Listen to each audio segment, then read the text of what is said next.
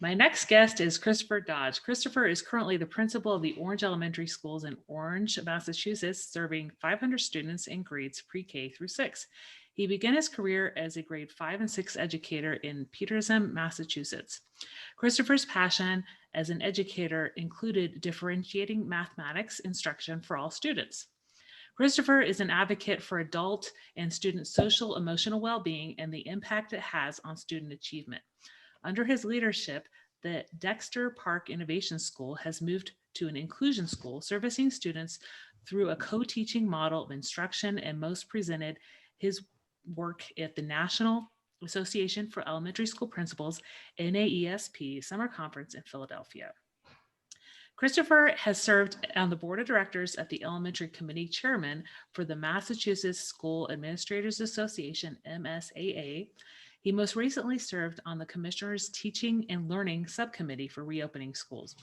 He is a connected educator who utilizes social media to make family and community connections and is passionate about educators using social media as a form of ongoing, personalized professional development. He is the coordinator of Ed Camp NQ in Orange, Massachusetts. Welcome to the podcast, Christopher. Thanks, Dana. Appreciate you having me. Well, tell me about a time when you were in the trenches and managed to crawl out. Yeah, sure. So as I was thinking about this, I was thinking about, I guess, myself as a learner growing up in the public schools. I have grown up in this area of Massachusetts my whole life. And as I got older and got into the field and really getting into being an educator, I really found my passion. And I'm doing that now currently, even as a principal. And I think when I was thinking about being in the trenches, I've been able to reflect on my life as a learner growing up in the public schools and thinking, would it be different if I had grown up under different circumstances in the public schools? So meaning I was a very good student. I got good grades. I graduated towards the top of my class. But in reflection and looking back, I think I knew how to play the game of school. I was taught how to pass the tests. I knew how to do well and get the good grades. But I can't honestly say that I was an engaged learner. I did what I had to do to get by. And I loved the social part of school. I loved being with my friends, and playing sports was a big part of my life growing up. But I didn't really know myself as a learner or find my passion or what I wanted to do until later in life. And I guess now that I look back, I think to myself, what could school have been different, or how could it have been different for a student like me? Because that was a missed opportunity. And I feel like we do a good job in teaching kids to play the game and do the right things. But I think what we miss is at the core of this, are we teaching kids to love the act of learning and pursue their passions and be driven by that? So I found that later in life, luckily. I just wonder sometimes, was I just lucky? And what about all those other people that don't find their passion? And could we do that? Should that be part of our work before they get to that age? I think that's so inspiring that, you're able to think back on those missed opportunities, right? Reflecting, that's the best thing we can do as educators, is reflect on how we were as a student, and maybe, putting ourselves as a youngster in the situation of these current students that we are working with, right? And Yeah. Education looked a lot differently when we were in school, but just kind of thinking about, what can we do to engage those students? I really liked how you added, helping those kids find their passion. And I think that leads into what we discussed in the pre-chat was a lot about personalized learning, and how in Massachusetts, you're kind of striving to they're bringing that more and more into schools. As a district, you've been moving more to personalized learning, especially this year with classes being remote. So tell me a little bit about your experience and how that shifted at your school. So, when I talk about my past, I don't put blame on any educator or system. I really think we're, a lot of what we do is driven by systems that are, dictate how we, the things we have to do. And a lot of that is, created by, government systems, oversight. We're largely dictated by that because we're held accountable by it, and there's certain things we have to follow. One thing I saw happen though in March was the system kind of blow up in the fact that COVID happened. We closed down on March 13th, and no one knew what to do. And what I thought was interesting was we were in this space of really having no real oversight rules. We just kind of said, all right, we're going to make the best of this. And to be honest, it felt kind of good to have that freedom. And we've been talking a lot about personalized learning, at least in my school and with the leaders that I connect with. We're always talking about personalized learning, passion-driven learning. How can we do this? But we only get so far because at the end of the day, the system doesn't support the shifts that we might want to make. And so I'm really hoping now that we can utilize this opportunity. My district is in remote learning currently, and I'm really hoping, if nothing else, we come out of this with some practices that are more personalized, because we've had to. Right now, we have to really think about every kid and where they are and how are we going to move them along, and how are we going to meet them, meet their parents and their families, and figure out how are we going to make this work together. So there is a real personalized approach. And I think our teachers are doing a rock star job at it and really building these strong relationships. I just hope that at the end of this, we're able to capture and preserve those practices that we've been so long talking about, but just haven't been able to get implemented in a more cohesive or robust way. And so in our district, we've because we're remote, we've developed what's called a remote learning plan for our students. It's a personalized learning plan. So our teachers meet with the families, and the first contact they have with our parents this year in August was one of support and one of how can we help you make this work in your home. Because we understand that every family is different. Every household is different. There's different dynamics. There's different challenges. And so I really wanted our teachers to have that first contact be one of support and grace, not here's the expectations for you, please follow them. So we did that to start. And now what we are doing is for kids that might not be as engaged, we're really trying to design these plans that say, okay, our plan that we've designed is not working for you. How can we make this work? So it could be, we're going to work together with the family to decide first, what is the obstacle? Is it an internet issue? Is it a device issue? Is it the family just is working and can't help their child? How can we provide opportunities for your student to still be engaged, but not maybe the way we've envisioned it? So we really are working with families, and so it's us working together in collaboration, but also we're still holding that bar high for families to say, okay, maybe math at 10:30 isn't working. How can we make it work? Maybe we provide some opportunities that aren't live. They don't have to join their class. They still have to do the work. And so we're really thinking differently about school and how we operate. And that's, I think, a big piece of this is we have this tendency to go back to what we knew. And that just can't be a thing for leaders or teachers. We have to think so far outside the box, which is exciting, but also a lot of problem solving. That's definitely something that it sounds like you guys took the right approach in the summer, and having those parents kind of tell you what is their specific situation, right? Right. Who's going to be home with the kids during the day? How many, students in the family actually have a device? How many students need a device, right? And also, I think the sleep schedules really play a big part with these kids, and the age as well. Being a parent of a kindergartner and a fifth grader, I know that my kindergartner, he's up a lot earlier than my fifth grader, and And we were talking in the pre-chat about my fifth graders now going to remote for, Hmm. at least for the time before Christmas break, and just how, they're kind of doing classes at the regular time, right? The 8:30 to the 3 with, some breaks in between. But, that doesn't work necessarily for, like you said, a lot of kids. And at your school, you were saying they have some access to content during the 8 to 1 school day, and then there's more individualized time. And is that time where the specialist, reading intervention may occur, or Yeah. people can, the students can jump on those Google Meets with some of the one-on-one instruction? So what does the rest of the school day look like? And is there a lot of both asynchronous and synchronous? So yes to all of that. Our teachers are done at 1 o'clock, and we did that intentionally because I wanted to make sure that we had common planning and PLC time in the schedule, and it was built in so that everyone could collaborate and work together.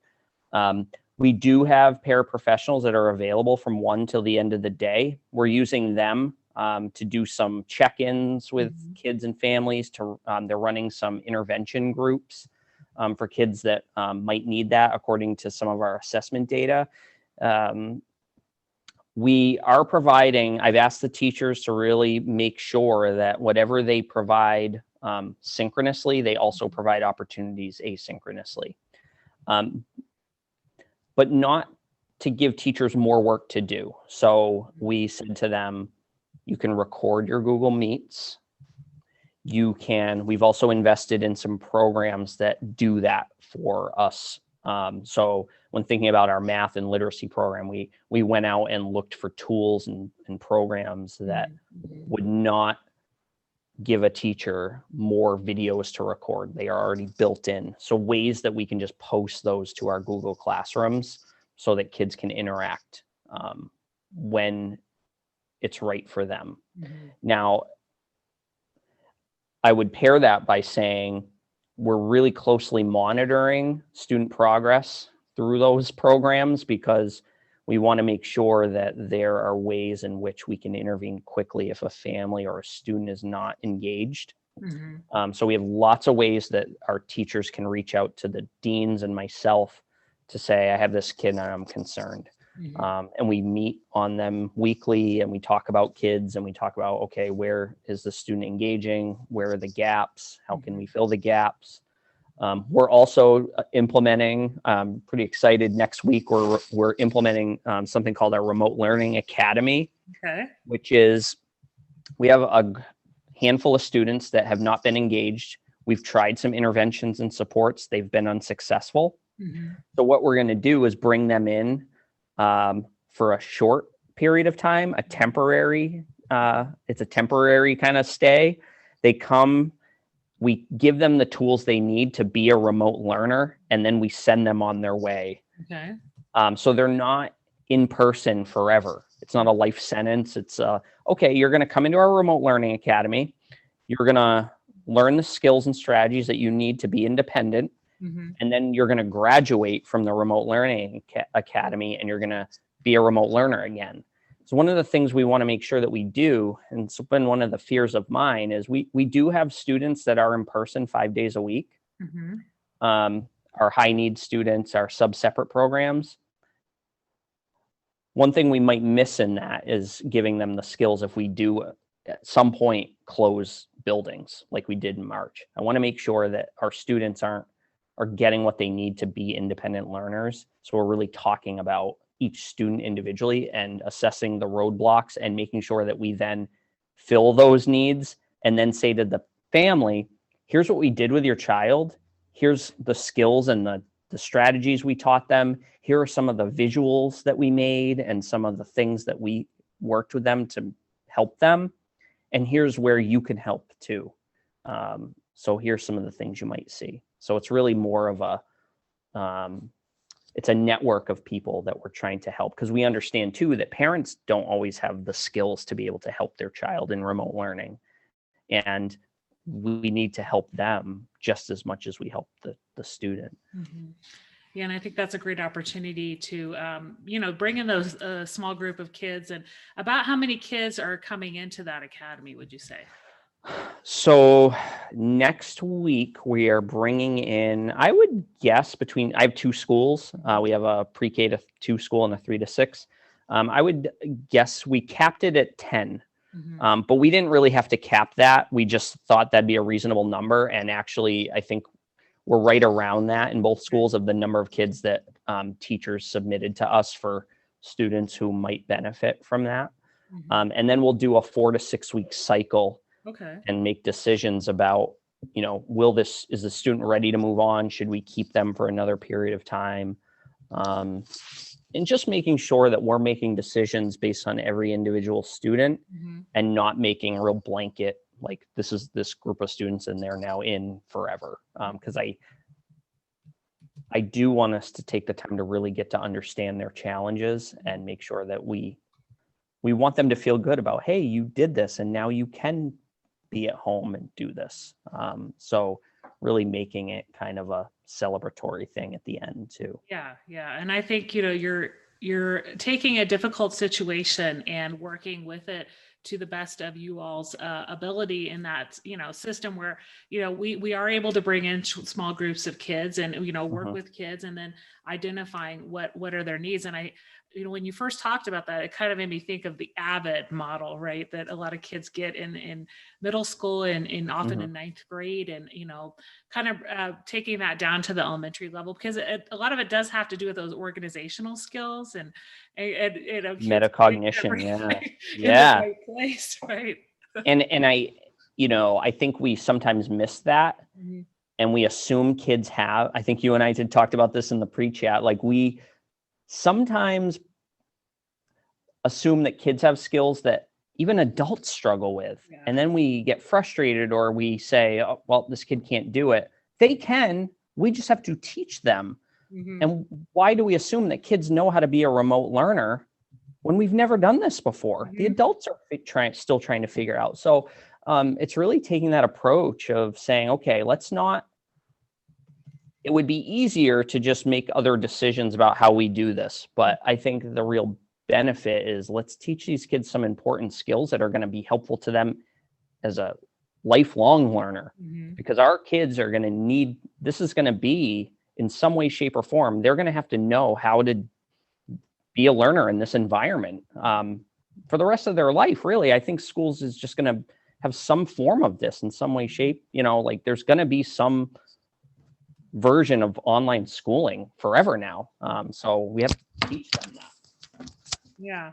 No, I think that's really important to, be able to kind of send them on their way with those tools and, Mhm. check in and make sure that they're using those on a daily basis after that cycle. And then, yeah, like you said, I envision even before the pandemic hit, I saw a lot of upper elementary grades doing some, form of just that using a lot of things on Google Classroom when teachers might have been absent and more independent type work. But I think that's going to be kind of throughout the grades and and having kind of those hybrid or flipped classroom models, Right. right? When we do all hopefully in the fall make it back to the building. But I think using the time that you're actually in person with a teacher to have that direct instruction and have that group work with your peer, but having maybe those moments where the teacher does have videotaped lessons outside. That's such an old word, the videotaped lessons, right? Yeah. Videotaped. But yeah, we're from that Yeah. era as when we had to set up those cameras and actually hit record on the I video mean, camera. yeah, and it's really shifted like how we see ourselves as educators, right? Like I don't have to be the person. I don't have to be the stand and deliver teacher. Mhm. Kids can get content Yeah. anywhere at any time. Mhm.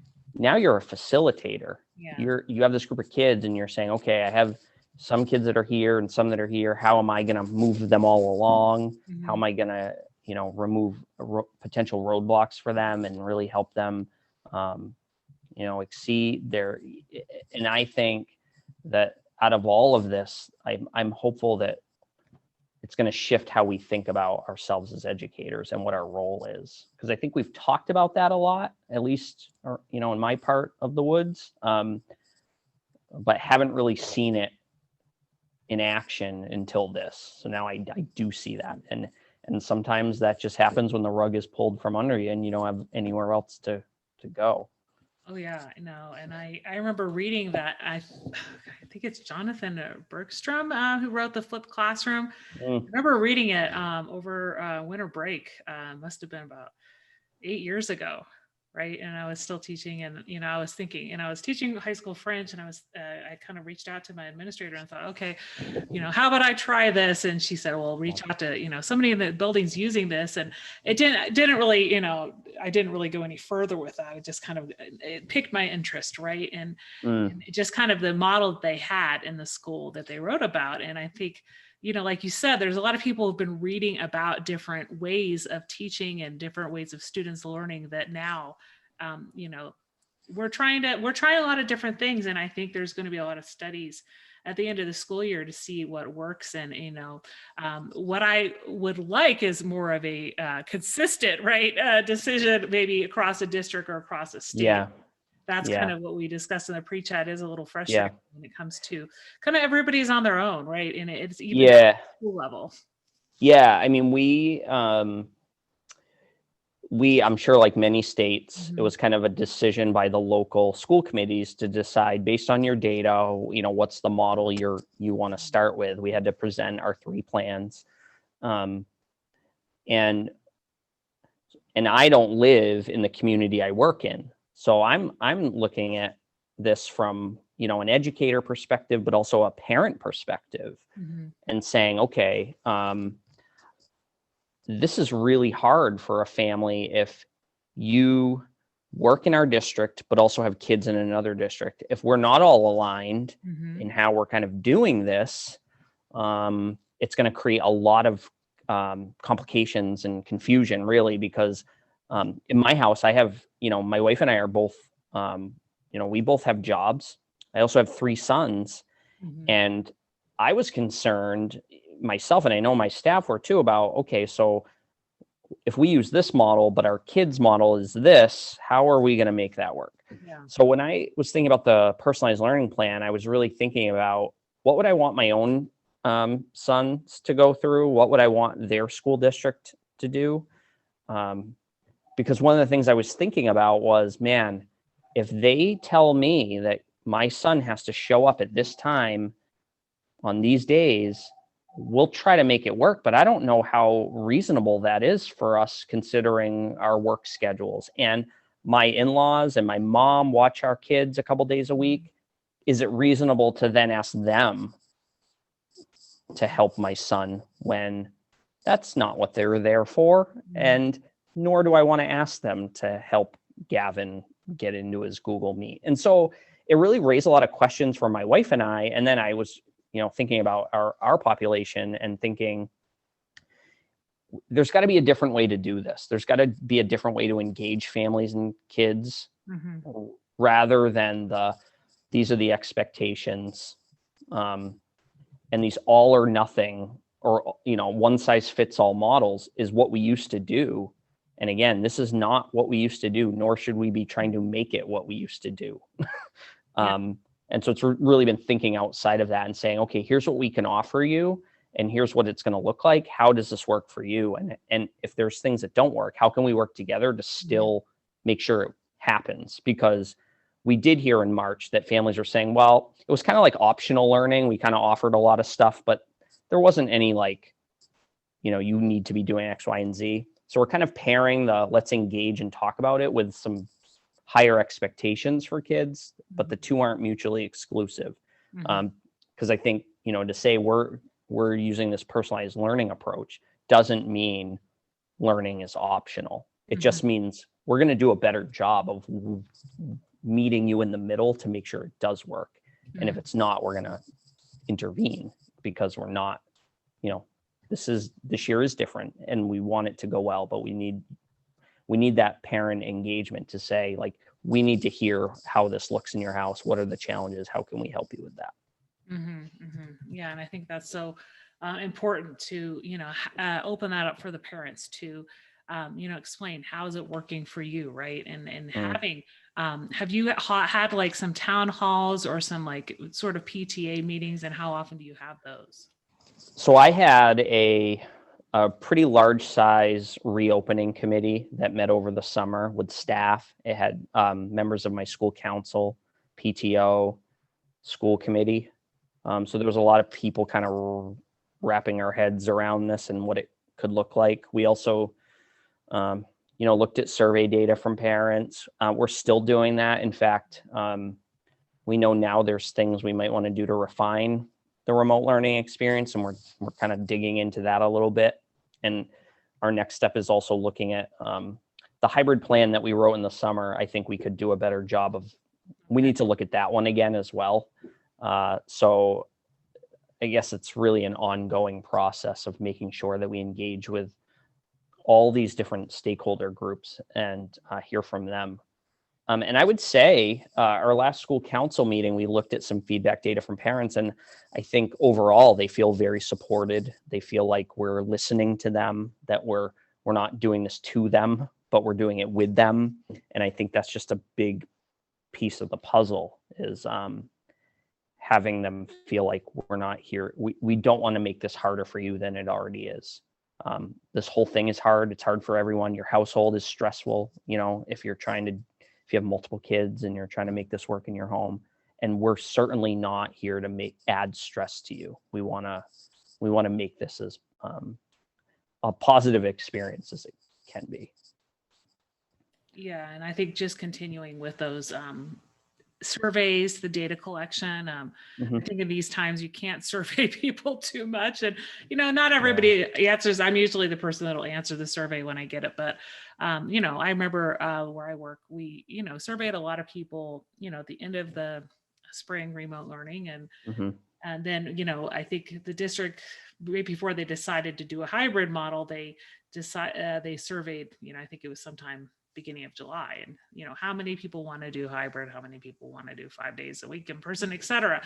But they haven't done any surveys since, like with the hybrid, we had 5 days a week with the kids K6 in person, but they didn't do any surveys like how has it looked for you with the groups of kids that have had to quarantine, and those type of things. So I think it's something that is a tool that should be used in all districts. I know, like you said, Massachusetts is pretty much it's that local control, and very much so in Colorado as well, even though a lot of people are mirroring what the neighboring district does. Right. Right? And I'm trying to also watch our neighbors around us too, to learn from them. I want to know, because even in our own district, we have one school that's hybrid. Two of the schools are remote because we're a consolidated district. We're not regionalized, so they have their own school committees. So it's been interesting to really listen and watch the other districts around us who have done things, and really I'm hoping that we can learn from them. One of the things that I had was talking to a friend of mine who's involved with the National Principals Association, was saying, like, there's schools out on the West Coast that are going to start this before we do. So are there ways in which we can learn from them and say, what would you continue doing? What would you stop immediately? What would you do differently if you were to do this all over again? Because I think there's just, where we're all just kind of flying by the seat of our pants, it's so important that we look around and say, okay, I like what that school's doing.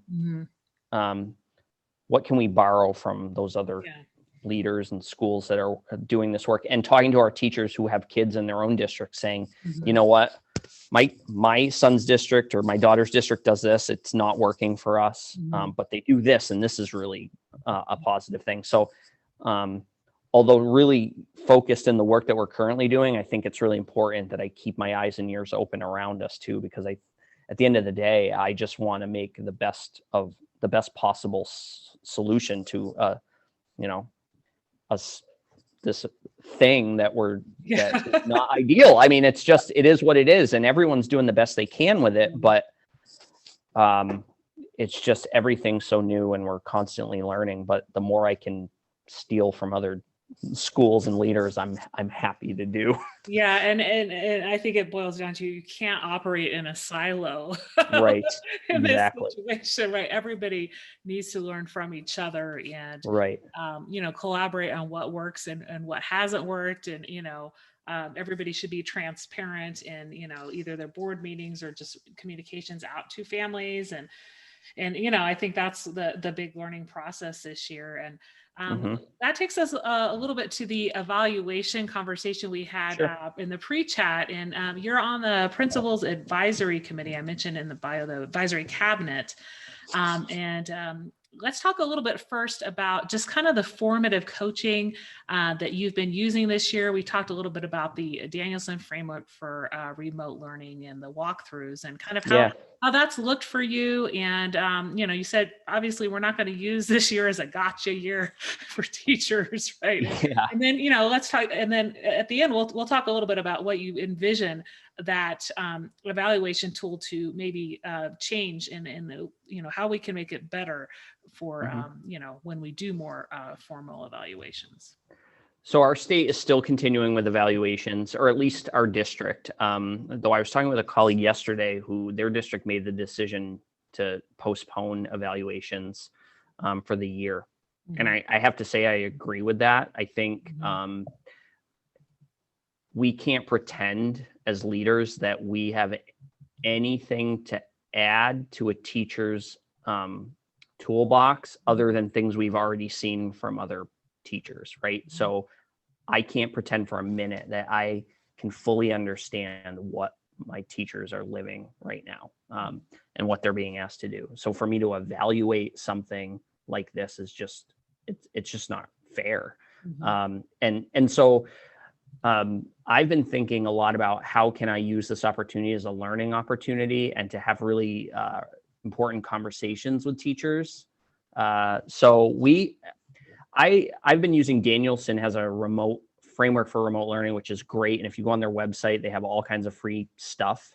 And my deans and I once a week visit classrooms virtually, Mhm. and we look for evidence of things that we would potentially want to share to other staff members or just to ask an honest question. So we every Wednesday visit some classrooms, and then we have a document where we list all the things we saw in line with that, whatever we were looking for. So recently it's been learning environment. So the question is what are teachers doing to build community and routines in the remote learning experience? So we look for evidence of that. We have really nice conversations about things we saw and then things we're wondering.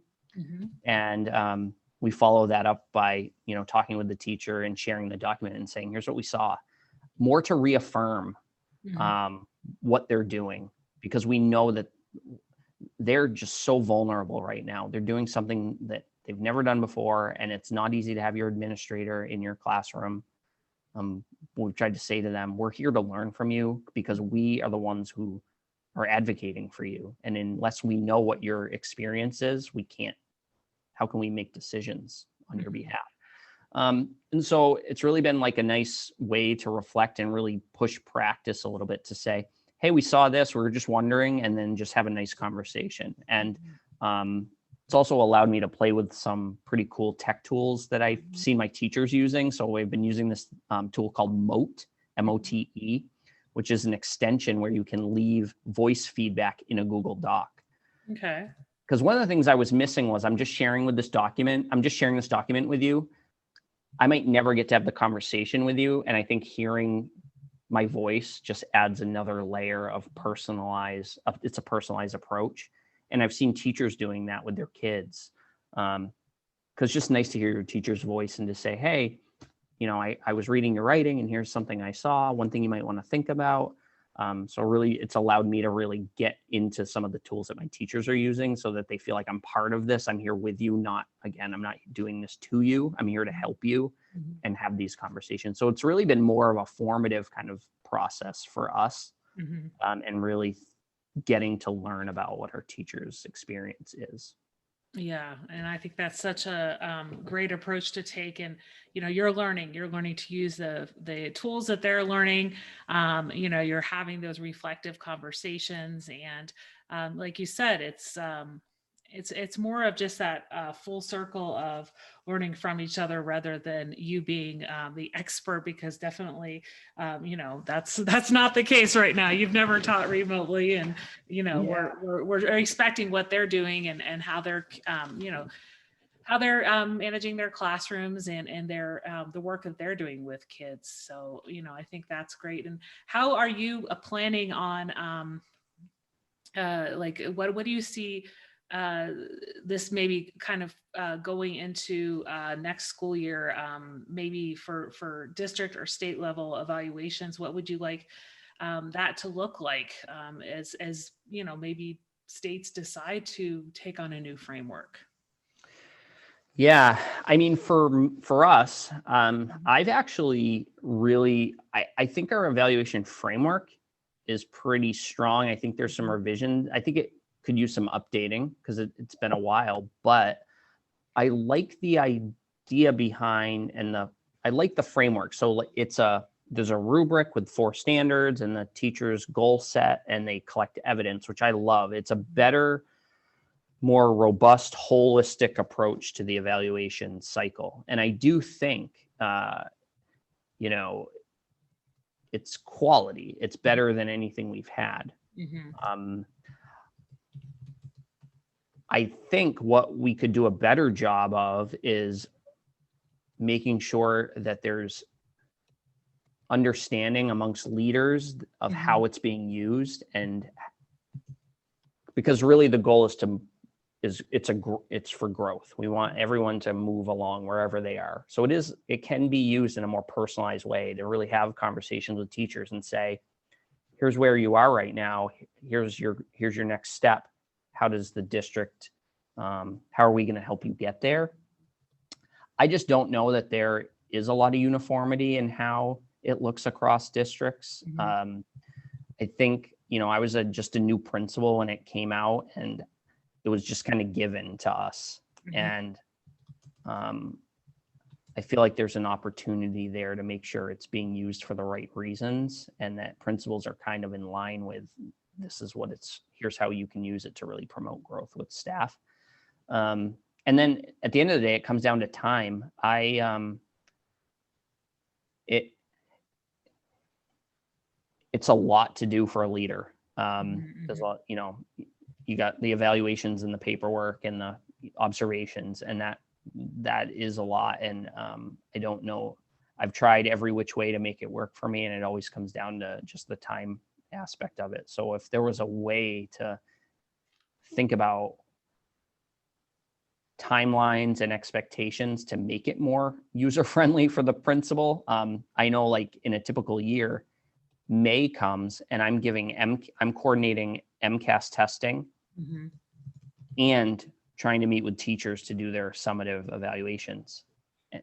And it's just not doable. Mhm. And so I think timeline and making sure that, like, are we really, if the core of the system is teacher growth and promoting growth, let's make sure that that's how it's being used, and making sure that the principal has Mhm. time to promote growth and not fill out forms. Because I Mhm. think sometimes when things are given to you, it becomes just a compliance. I'm just trying to Mhm. check off the boxes.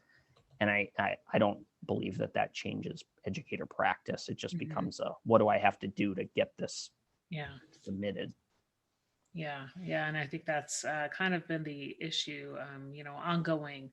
I did the principal licensure program about 10 Mhm. years ago, and taught for a little while after that, and just kind of seeing those, more of that checklist, right? And Right. it can be looked as it can be looked at as a got you, or a, did I see it that one time I was in your classroom, right? And Right. and that's kind of one of my pet peeves is like um, is is a principal, especially if they aren't able to get into the classrooms, or they don't have that practice of getting into the classrooms that often. The teacher will put on that dog and pony show, Right. that scheduled observation time, and right, and then then sometimes the evaluator will then say, well, I didn't see XYZ. Well, that one time you were in the classroom, that wasn't, you know Correct. I do that other days, right? That's something Right. that's, it's just yeah, I think my strong opinion is, try to get into the classroom like you're saying, even the virtual classes you and your deans are getting Mm-hmm. very often, and having those coaching conversations. I think that's where leaders need to start, right? If they haven't already this year, is just having those informal check-ins and just kind of reflection conversations with their teachers. And then when it comes time to fill out those evaluations and those summatives, Yeah, then you're not scrambling to think of, okay, what did I see in so and so's classroom, right? correct. And you're So if having, I, yeah. yeah, I mean, you have to get in there, because Mhm. if you don't, people know that Yeah. your evaluations come off as, like a teacher will know if you haven't been Yeah. in there and you just wrote it based off one observation. And I get so much more out of the conversations. And if I get to the point where I have to write an evaluation and I feel like I don't know enough to write, then I don't write it, because Mhm. I'm not going to write a fake evaluation for someone when they know, and so do I. And that's how they're judged. And if I haven't been there enough to make that assessment, Mhm. um, I'm not going to do something just for that reason. So I think, and in the meantime, if you are in there, quite honestly, a lot, it Mhm. might be a little uncomfortable at first because it's a new thing, and staff sometimes wonder, like, why is he or she in my room so much? But they start to look forward to it and value it, and you have these great conversations with teachers. They feel like you're invested in them. You want to know how things are going. Mhm. You start to see, I love just seeing the kids in the, like, going into the classrooms, even virtually, is the thing that gets me through the days, because Yeah. I get to see kids, whereas my job is so different now. I don't get Mhm. that experience every day. So it's kind of bucket filling as well. I just think there's so many positive benefits. Um, and how can we lead during a remote or hybrid? How can we lead if we're not there? If Yeah. we can't. So it's so important. And I make time in my schedule every week, and I don't move it. I don't shift it. That's my coaching time. And so I don't let the compliance stuff take priority. I let the important stuff that changes practice and supports teachers take Mhm. priority. And I think Yeah. sometimes you get caught up in the other stuff takes precedence, which, I There's always going to understand. be paperwork to do. Right. Yeah. It never goes away. Um, I think the state is pretty used to getting my stuff late. It's just the way it is. Yeah. But I also back that up with, I feel good about the reasons it's late, because I'm doing the really important work, which is being in classrooms, having conversations. Mhm. Um, but I understand also that it's a balancing act, and it's Mhm. hard. We wear lots of hats, and we have obligations that we have to uphold. But um, I try not to let those things get in the way of the things that matter. And I think it goes a long way for the students as well, because if they Correct. see you in those classrooms virtually or in person, they get to know you better as a leader. They see that you're visible, as opposed Hmm. to just somebody who's maybe in the cafeteria or just, at the door when school starts.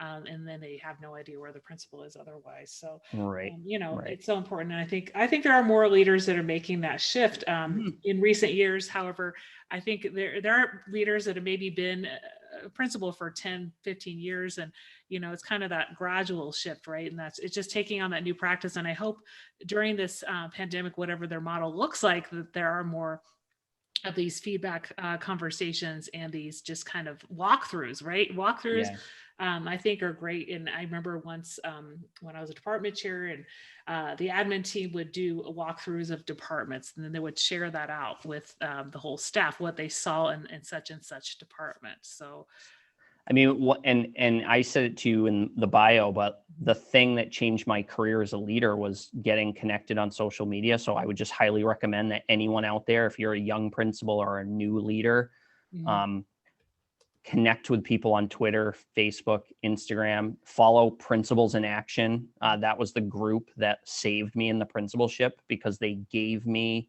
permission to get out and do the things that mattered Mhm. and not do the things I thought I had to do, Mhm. which was the paperwork, the Yeah. budgets. And this group of people just inspired me to be different and be do the things I knew I wanted to do, but just I needed permission to say, oh, there's other principals out there like me, so it's okay. So I would just highly encourage anyone to get out there and follow those hashtags, and because that in itself is just the best kind of professional development. Uh-huh. Yeah, and I agree. And that's how we found each other. And that's how I found a Yeah, lot of my guests for the podcast. And, right. I think, and, we're all across the US and in Canada. And, I think just learning from people in different states and, different also paths that they're on, Mm, very experienced and just, something I didn't really get on Twitter until about 3.5 years ago. And it was kind of just, I didn't want to spend more time on social media, but then you see the benefits and, you only have to connect with educators, right? And right. you connect with, right? So, Right. yeah, it's definitely that, it's a type of PD. I think we said in the pre-chat that it's becoming more and more the PD that people get, I would say informally, right? But you hear a lot about webinars and Sure. conferences as well from those groups that you're on and people you're connected. Well, yeah, and I have teachers right now that are, we're offering PD obviously, but I think I'm hearing my teachers saying the real things that are changing their practice are things that they're seeing on Facebook. They're part of these groups Mhm. of teachers. They're on TikTok and they see Mhm. teachers doing things and go, I'm going to try that. Yeah. We can't ignore or discount that as professional development. Mhm. In fact, I would argue that it's the best kind. It's collaborative. It's, I saw you do this, I want to do that. That's the stuff where you change what you do the next day, as Mhm. opposed to, standard sit and get. Yeah. Because I do think the adults, the leaders, we need to rethink professional development also in a more personalized way, but that's probably a whole nother podcast. But yeah, professional development, adult learning needs to be better than it Mhm. is. Yeah, yeah, and I've spoken about that at a few Yeah. virtual conferences since the summer, just kind of developing your own PD niche, right? And Yeah. I included people on Twitter to follow and authors to get in book clubs. There's a lot of these virtual book clubs, Hmm. Hmm. especially with Corwin going on, and so Yeah. I think when professionals just got to decide what works for them and what are those areas that they want to learn more about. That's Right. so much better than having that sit and get whole staff PD that's so often been the case. Yeah, because it's like a classroom. You have half the class already knows it, so they've checked out Mm-hmm. and they're thinking, why am I sitting here? You have some people that need it, but they're a small group, and then you have other people that need it but don't want it. Mm-hmm. So Mm-hmm. I think about that as, like just like a classroom. We tell teachers to differentiate, but leaders don't differentiate the learning for them. So I do think it's really important that we provide multiple pathways and multiple ways for teachers to really get what they need, because all of our teachers are on this, learning is a paradigm, and Yeah. and you're on a continuum, right? So like all of my teachers are on a different place right now in their learning experience, so we have to treat it as such when we think about Mhm. professional development. Yeah, I so much agree. So, kind of out of everything we've talked about with both the PD and the evaluations and the personalized learning, best case scenario, how would you like to end this school year? And just kind of with kind of things that you've seen shift over this, what have we been 3.5 months, three months maybe for you all in this school year? Well, I'd be the first to say I would love us to end the year in person. I'm the first person who will tell you that this is not what we want to be doing, but Mm-hmm. it is what it is, and we're making the best of it. But I would love the day when we are able to get back in person, because there is so much to be said about being together physically. So I would love us to end the year that way. I would love us to celebrate, do a lot of celebrating on all the challenges, struggles, and successes from the year, Mm-hmm. and not just with staff, but with kids too. Cause I think we miss that. I spend a lot of time taking care of staff and hearing them and trying to support them, that we have to remember that this is hard for kids too. And so really doing a lot of that, celebrating with them and really honoring that all that they have overcome, because we can't ignore the fact that this has been hard, and we shouldn't ignore it, but we can also recognize it and say, look what we accomplished. Look at how close of look at the community we've built through all of this. We're going to be better together after this because we've been through this together. And so I'm hopeful that my staff culture improves, just because, sometimes you go through tough times together, it makes you stronger. I'm hopeful also that we capture all of what we learned this year and apply that to our future practice.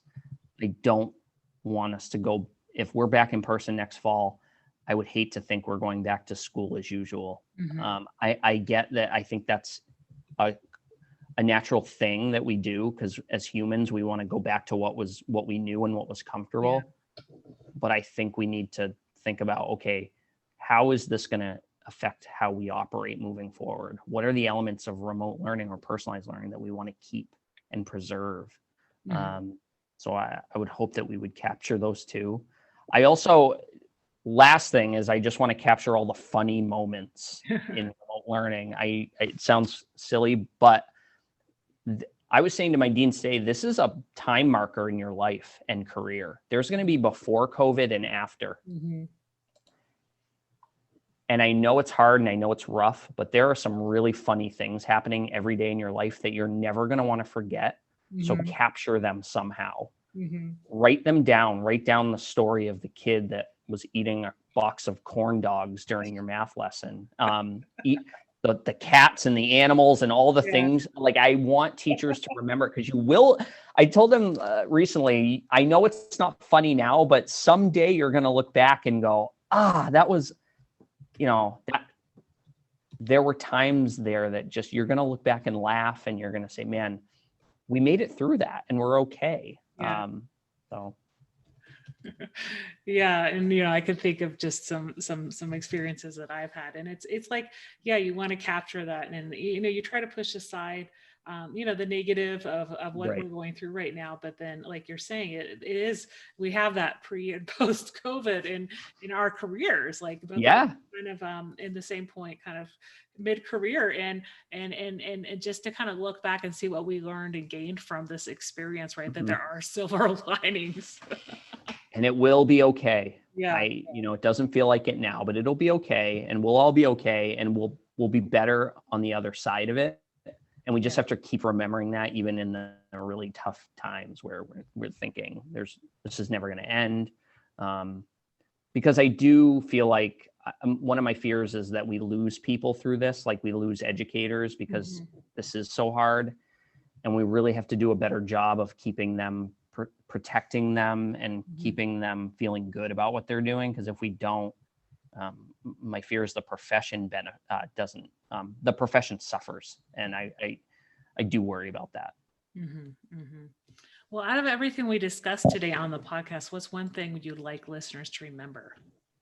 I would love listeners to remember that it will be okay, and to keep breathing.